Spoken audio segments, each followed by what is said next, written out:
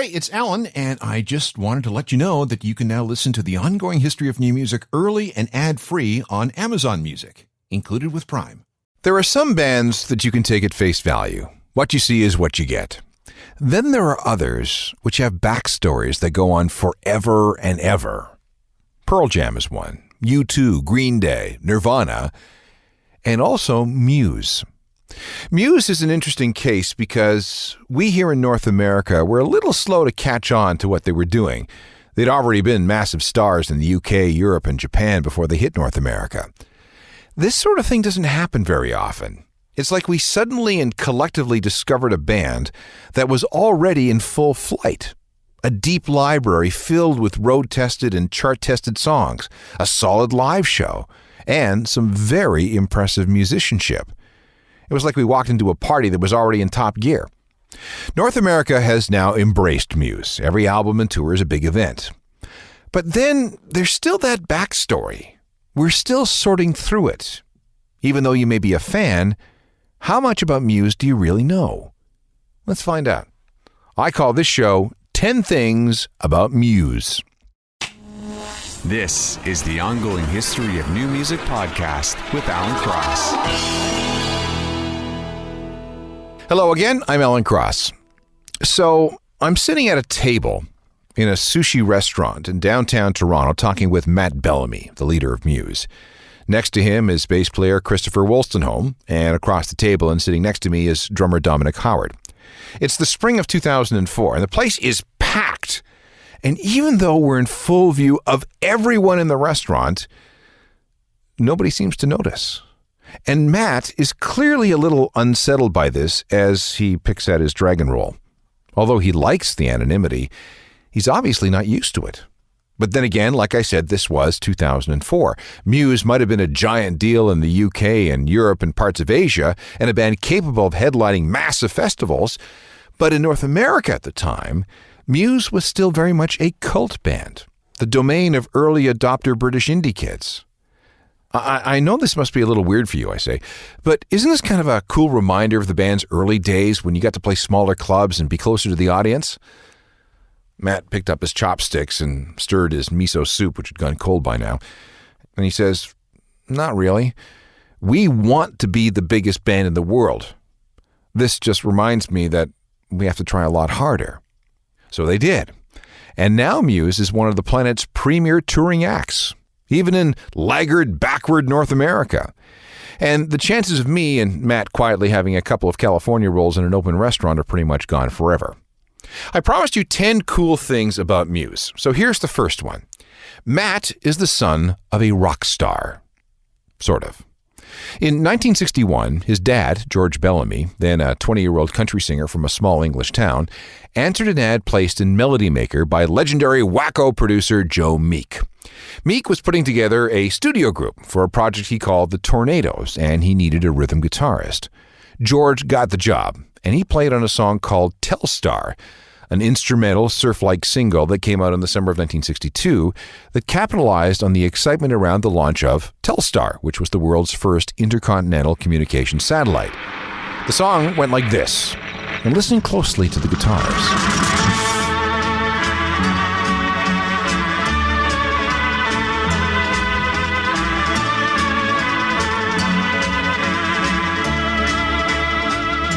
Telstar was a massive hit, becoming just the second British song to reach number one on the American charts. It was just the second instrumental single to hit the top of the charts on both sides of the Atlantic, and it sold well over 5 million copies worldwide. But then Joe Meek went extra crazy, and the Tornadoes disintegrated. George found work playing wherever and with whomever he could before he ended up as a plumber. Matt was born on June 9, 1978, and he eventually picked up a guitar like his old man. Now, I want you to listen to this Muse single. Do you notice anything about the similarity in the guitar sounds? A nod to Dad, maybe?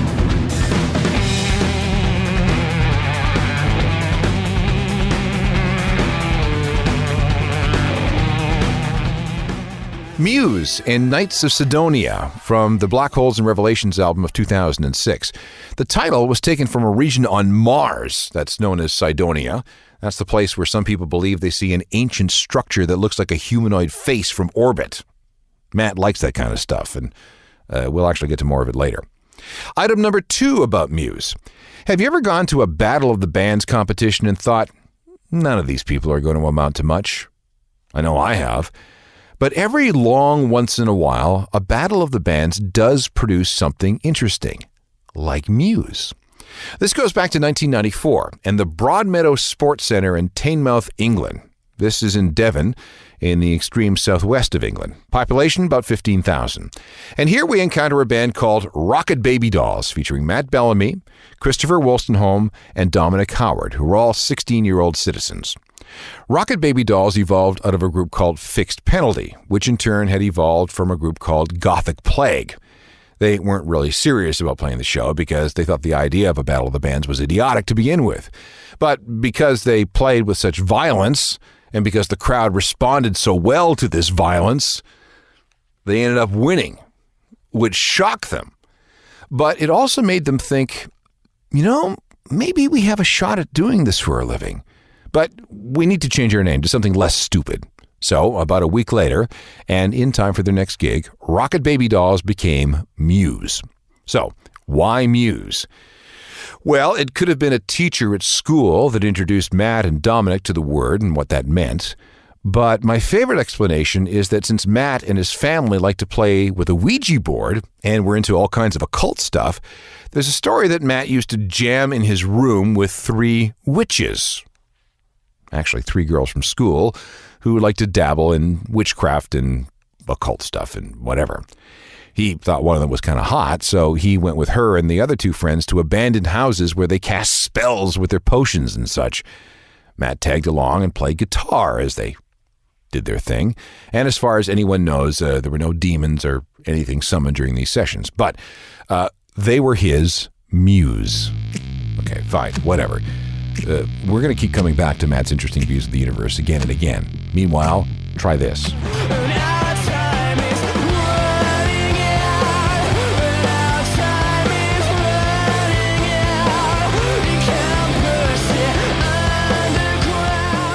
Muse, from their 3rd studio album, Absolution, from 2003. And that single, Time Is Running Out, was the first song that registered in any meaningful way in North America. It's a very important record. Item number 3 about Muse, the first demo. This dates to 1995. Muse had been touring as much as they possibly could for a bunch of 17-year-olds, and in May of that year, they recorded 4 songs, possibly under the direction of Matt's dad, George, since the note on the cassette reads, Copyright Geobell Music. It also says, produced and mixed by Muse at the bass player's house, May 1995.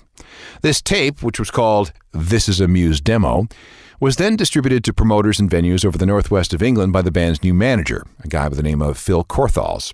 He was successful in not only getting the band more shows, but their first gig outside the country, which was France. These 4 songs have long been discarded by Muse, but now that the band is mega huge all over the world, this cassette has gone up in value considerably. There weren't that many made up, and if you can find one, the asking price is close to $1,000. I do have some samples. Prepare yourself.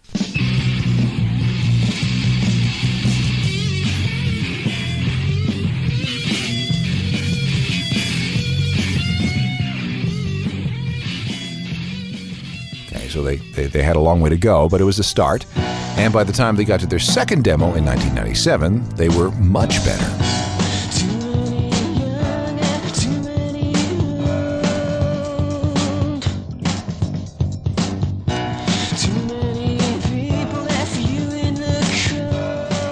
That's more early Muse, this time from a 1997 demo. That's a sample of a track called Do We Need This? And that would later show up in a more polished form on the band's 1999 album Showbiz. So, there are the first 3 of 10 things that I want to tell you about Muse. Coming up, Matt Bellamy, Criminal.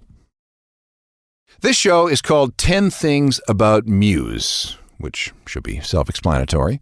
And item number 4 on this list involves Matt Bellamy's career as a car thief. When Matt was 18, he moved from Teignmouth to nearby Exeter to live with a painter friend above a porn store. This was not a nice part of town. Lots of junkies and discarded syringes everywhere. And a lot of those same people who dropped the syringes dropped into the flat to do drugs with Matt and his painter friend. Turns out that the painter was also a drug dealer. He eventually ended up in prison. And Matt wasn't exactly a golden boy either. He got involved with a small-time car theft ring. They'd steal crappy cars and then sell them for a small profit. And it worked for a bit until he stole a Ford Escort from a guy you don't want to mess with. He showed up at Matt's door, threatening to do great harm to Matt and his family unless he handed over 500 pounds. Matt didn't have that kind of money, so he just gave the guy the keys to the van that Muse was using to tour. So much for a career in Grand Theft Auto.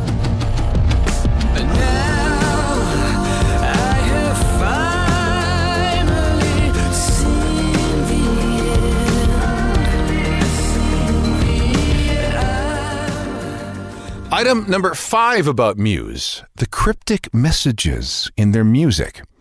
If you're a fan of Tool or Nine Inch Nails, you'll know that you can get really, really deep into the material that they release.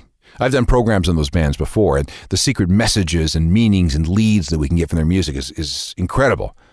Same with Muse, actually. And to even begin to understand what's going on, we have to once again turn to Matt Bellamy. Like I said earlier, his family was into the occult. It was said his mum, Marilyn, could speak to the dead. Matt, though, soon broke away from all that and turned to science for explanations. He read all kinds of books on astronomy and cosmology and quantum theory and various branches of physics. He then began to study the media and the way facts and stories are spun, and he still believes that everyone should be required to take a course in media studies so they know how the world works and the importance of questioning everything. Muse is also fascinated by the ideas of hidden messages, of codes and ciphers, and they like to entertain and engage their fans this way, and I can give you an example of this. When the band went on tour in 2005, fans noticed something weird about the set lists that were printed out each night. At first, it looked like the band was just goofing around by giving nonsense names to both new and old material, but no, that's not what they were doing. A clue came with the fake title, Codebreak Shy Outsider. Codebreak. That's all it took for the internet forums to go nuts. It turned out that all of these fake song titles were anagrams, clues that led down a path. One song was called Cold Aqua Tomato, and it resolved itself into an email address, Q-U-A, at AOL.com, which was Matt's old email address. Others were unscrambled. Keep the Secret, Message Board Song, Password is Shy, and Send Naked Pictures. Seriously. All these clues eventually led to a bicycle hanging from beneath an abandoned railway bridge in Amherst, Missouri. It was one of the 4 bikes the band used to keep in shape while on tour. The clues also pointed to the combination of the lock that kept the bike in place, and the seat was autographed by all 3 members of the band. Now, that was just the first bike. There were 3 more, all hidden but traceable by these clues. For example, one clue read, Obtain drowsy powders. What does that mean? Well, unscramble that and you get Write password on body. Combine that with another clue, Starship crowds, which equaled password Christ, meant that you had to write the word Christ on your body, take a photo, and send it to that email address, to the QUA at AOL.com, which would then generate an encrypted return email detailing the location of the second bike. And only 4 people worldwide succeeded in breaking that one. The most difficult code breaking involved figuring out how to download an online game into which another code had to be entered, which would lead to another clue directing the person to show up at a specific recording studio in England where they would receive a signed Muse guitar. I have no idea what the outcome was there. And there's more. For the launch of the song United States of Eurasia, Muse hid USB sticks in Berlin, Tokyo, Hong Kong, Moscow, Paris, and Dubai with agents, whatever that means, who were supposed to look after these USB keys. Each stick contained a code that had to be entered on a website. Once all the codes were in, parts of the new song were revealed. nice, but it was time for this stuff.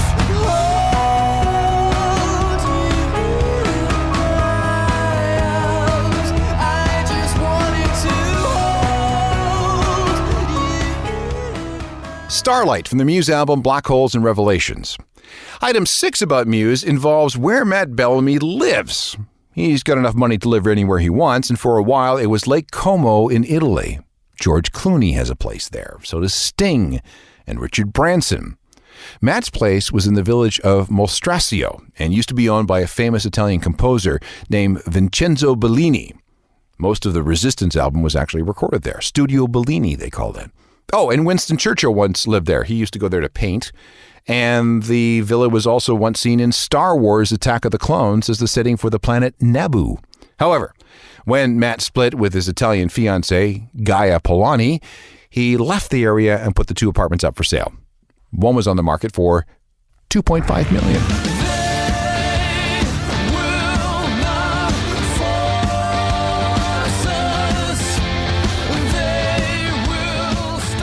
Muse and Uprising from their 2009 album The Resistance, recorded almost entirely in Matt's villa on Lake Como in Italy. When we come back, we'll get into some of Matt's conspiracy theories. This will explain a lot of Muse's music. This show is called 10 Things About Muse, and we're now up to item number 7. Remember a while back when I said that Matt Bellamy developed a question everything attitude when he was a kid? He accepts nothing that happens in this universe at face value, and he apparently takes a pretty dim view of humanity in general. The whole military-industrial complex and the international dominance of corporations has him very suspicious of everything. For example, at one time, he believed that 9/11 was an inside job. He was firmly on the side of the 9/11 truthers. He did not want to get him involved in a conversation about WTC-7, trust me. But he has since recanted those beliefs, but will still tell you that there are plenty of unanswered questions about the attack. He's concerned about the Bilderbergs and the Trilateral Commission and what goes on in Davos, Switzerland every year. A song called Unnatural Selection from The Resistance has some of its roots in a theory that the British royal family are actually descendants from giant alien lizards. This is the Babylonian Brotherhood theory espoused by British writer David Icke. It got to the point where right-wing conspiracy nuts were actually using Matt's music in their internet videos, which really, really annoyed Matt greatly. Not because the music was being used for conspiratorial purposes, but because he felt that the right wing had hijacked all the best conspiracies.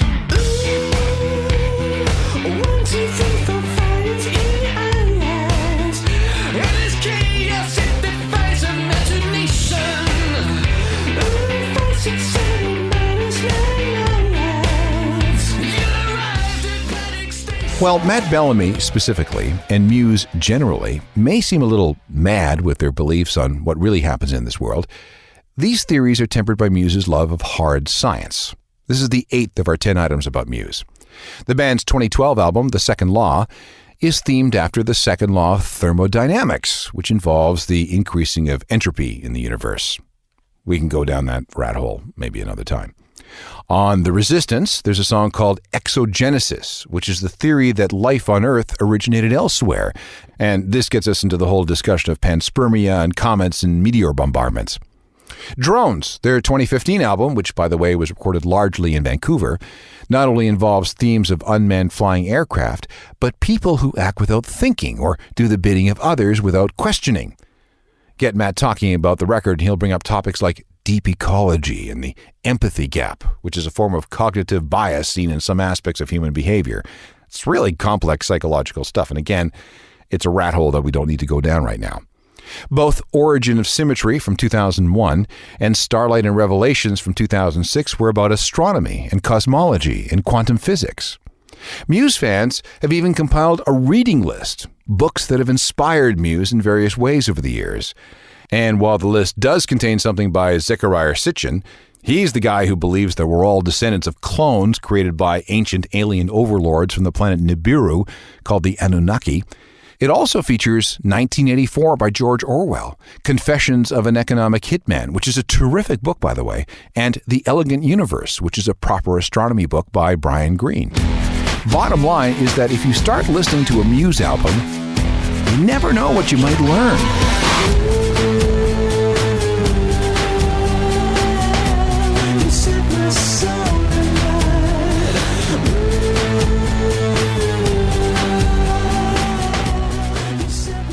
Muse and supermassive black hole, which, if you know your astronomy, is a real thing. The closest one to us, Sagittarius A star, which is the black hole at the center of our Milky Way, will one day swallow us up into nothing. So just go ahead and ring up that Visa bill. Item 9 about Muse.